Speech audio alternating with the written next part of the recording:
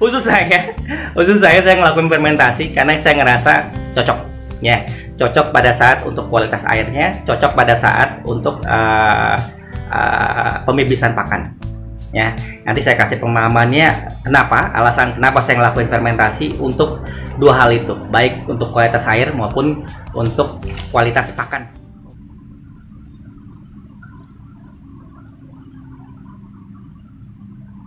Enggak menjadi kewajiban ya, ini keputusan teman-teman aja mau pakai atau enggak ya. Semoga bermanfaat ya, semoga cocok ya buat teman-teman semua ya. Balik lagi itu untuk kultur besar ya, balik lagi itu penghematan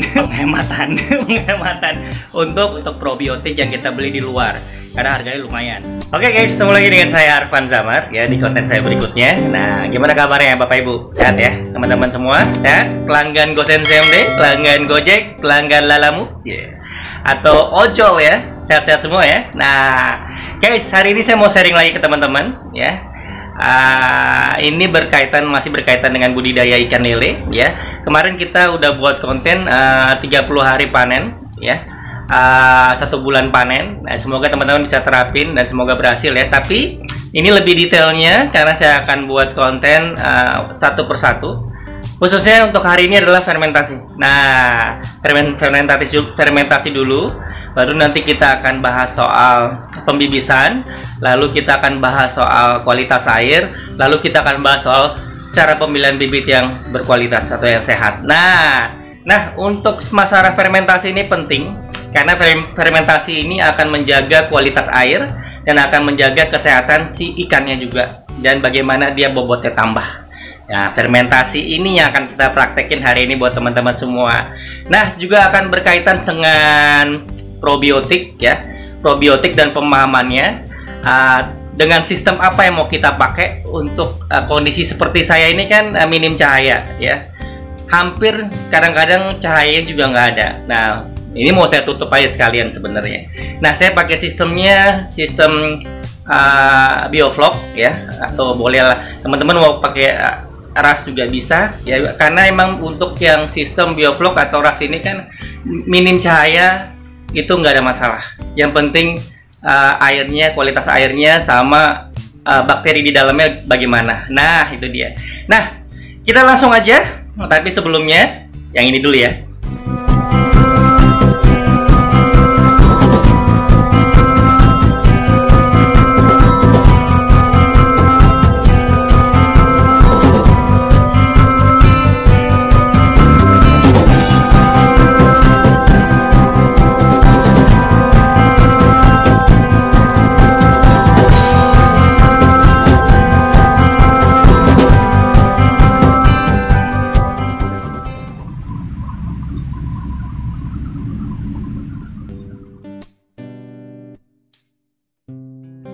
Nah guys, ini adalah EMA 4 ya.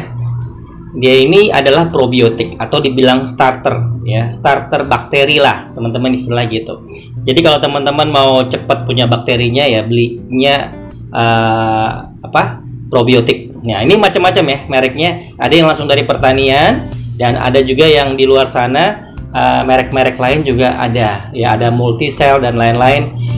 Sama-sama bakteri lah ya, probiotik atau bakteri baik ya, bukan patogen ya. Jadi ini bakteri ini bertugas ya, tugasnya adalah untuk menghambat patogennya atau bakteri yang tidak baik ya, menghambat.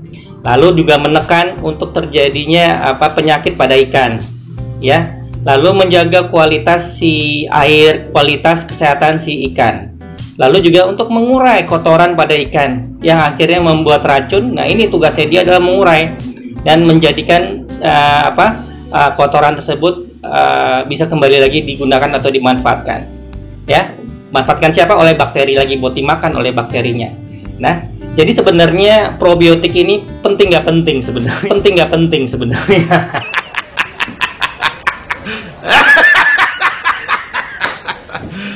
Dibilang penting karena butuh cepat ya, dibilang nggak penting karena dia akan datang sendiri probiotik ya. Misalnya pada sistem ras tidak perlu menggunakan starter probiotik atau bakteri tadi, EMA 4 perikanan tadi ya, atau merek-merek yang lain. Karena kalau di sistem ras itu tergantung usia sistemnya ya. bakteri akan timbul sendiri ya, bakteri baik akan timbul sendiri ya. Tinggal teman-teman tambahin aja dia aerator ya, tambahin dia media filternya ya. Nah guys, kita nggak bicara soal sistem rice karena saya biovlog. Karena saya biovlog. Wait a minute, who are you? Ya sama aja sebenarnya ya sistemnya, karena ras maupun biovlog sama-sama minim sinar matahari ya, karena emang kondisi saya seperti ini ya guys. Nah lihat ya, nah kayak gini lah, maksudnya saya bener-bener nggak, kadang-kadang matahari juga nggak kena karena memang banyak banget pohon-pohon di belakang kontrakan ini ya, jadi nggak kelihatan gitu, jadi nggak bisa masuk. Nah kalau dengan sinar matahari terang, mungkin dia punya kemungkinan besar air tidak berwarna coklat. Kalau kita gunakan M4 pasti akan menghijau karena plankton akan timbul di situ. Dan itu lebih bagus lagi kalau teman-teman punya lokasi ada matahari. Nah, ini dia M4 materialnya seperti apa? Teman-teman bisa lihat di sini. Nah, coba teman-teman ya.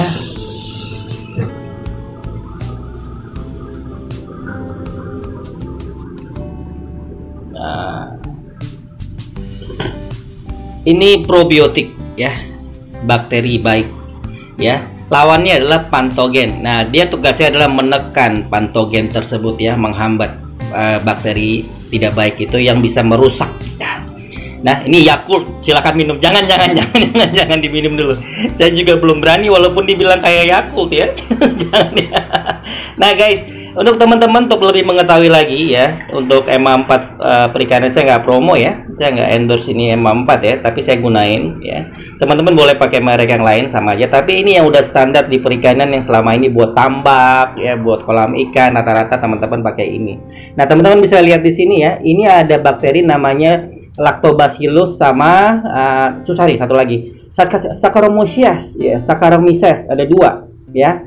Ada lagi di bakteri yang untuk seperti biovlog ya, seperti saya ini atau ras, mereka menggunakan nggak pakai starter bakteri ini, pakai nitrobacter sama nitrosamanoas untuk bakterinya ya, untuk pengurainya dan untuk kesehatannya. Tapi sama-sama bakteri. Kalau saya untuk M4 ini bisa digunakan untuk minim sinar matahari maupun yang terkena sinar matahari langsung. Jadi dua-duanya bisa pakai. Nah, hari ini kita akan buat fermentasi ya, fermentasi penting ya. Bahannya dari ini M4 dan kadang-kadang kita menggunakan makanannya prebiotiknya. Nah, ini probiotik ya. Ini isinya molase gula ya. Anda boleh pakai gula pasir, boleh pakai gula yang kental ya, seperti ini. Ini sari tebu ya kalau nggak salah ya. Ya.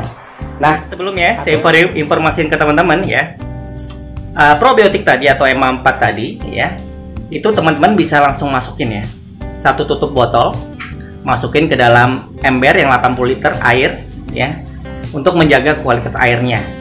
Diberi sedikit garam ya, 1 sendok makan ya, 25 gram ya, 1 sendok makan boleh.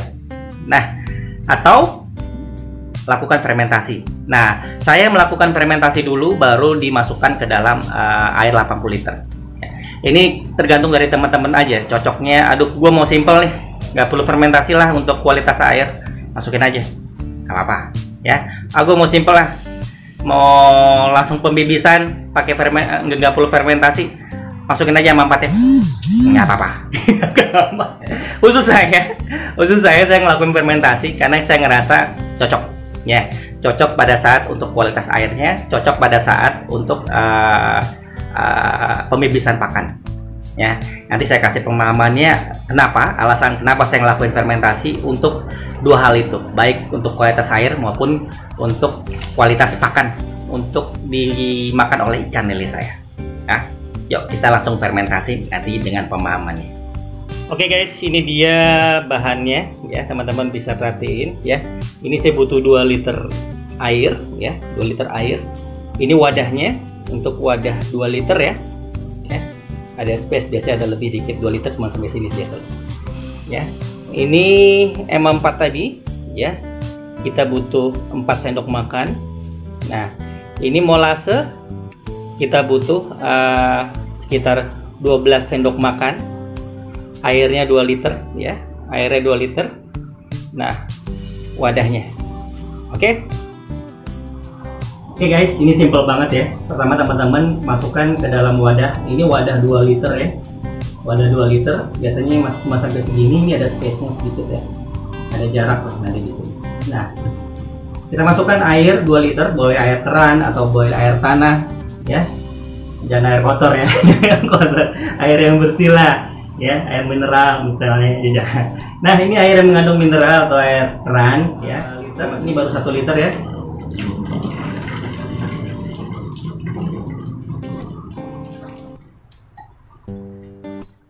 Nah, setahu saya batasan 2 liter terus segini. Nah, ini untuk botol ukuran 2 liter. Nah, teman-teman, ini ada molase. Ini gula ya, sari tebu atau gula. Ini bisa dibeli di toko terdekat pertanian atau perikanan, pasti ada jual kayak gini. Molase ya. Ini prebiotik buat probiotik ya. Ini bakteri, ini makanannya ya. Ini nggak wajib ya, tapi ini penting buat pembibisan. Nanti akan kita bahas di konten berikutnya ya, masalah pembibisan. Nah, kita masukkan molase. Ini 12 sendok makan ya guys ya.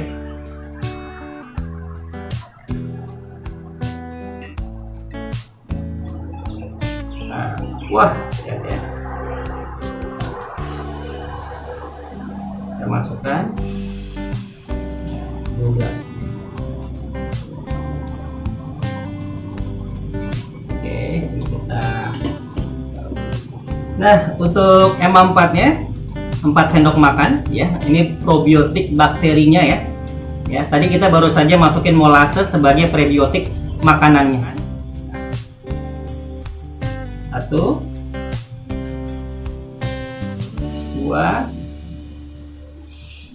3 4, cukup ya. Nah, ini kan sudah masuk ke dalam wadah guys. Nah, yang teman-teman harus lakukan adalah kocok ya. Kocok. Nah, oke. Nah, wah, jadi masih sini. Setelah ini, teman-teman yang teman-teman lakukan adalah kalau punya aerator bagus ya, seperti ini. Ini teman-teman punya aerator ya.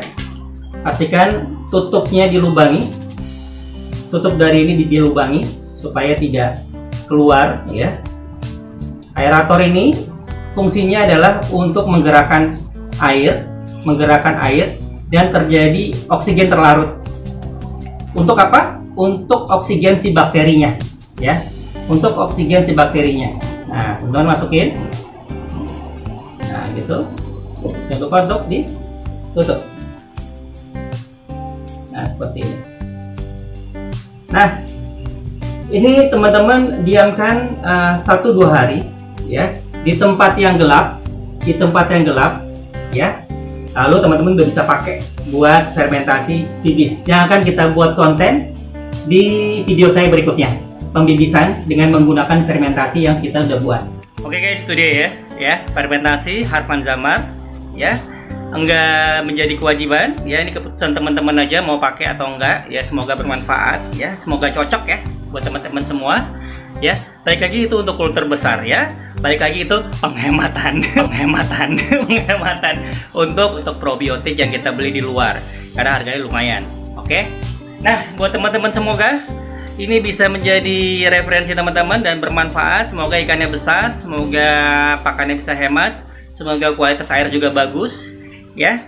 Dan jangan lupa untuk subscribe ya, share, dan jangan lupa untuk konten berikutnya kita akan buat cara pembibisan menggunakan fermentasi tadi ya.